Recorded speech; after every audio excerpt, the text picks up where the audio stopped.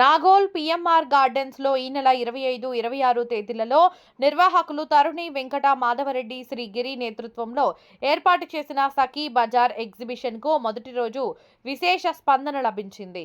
ఈ ఎగ్జిబిషన్ స్థానిక కార్పొరేటర్ చింతల అరుణ సురేందర్ యాదవ్, మంచూరాబాద్ కార్పొరేటర్ కొప్పుల నరసింహారెడ్డి రెడ్డి, జాగృతి state secretary నల్లా ప్రశాంత్ రెడ్డి, నూకల పద్మారెడ్డి ముఖ్య అతిథులుగా పాల్గొని ప్రారంభించారు.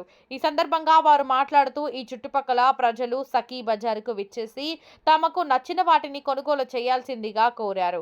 ఈ అవకాశాన్ని అందరూ సద్వినియోగం చేసుకోవాలని అన్నారు. అనంతరం నిర్వాహకులు మాట్లాడుతూ ఈ ఎగ్జిబిషన్ లో పట్టు చీరలు, ఫ్యాన్సీ చీరలు, డ్రెస్సులు, churidars, food items, decoration items, Kondapalli బొమ్మలు, 1 గ్రామ్ జ్యువెలరీ, బంగారు ఆభరణాలు, రాఖీలు తదితర ఐటమ్స్ లభిస్తాయని అన్నారు.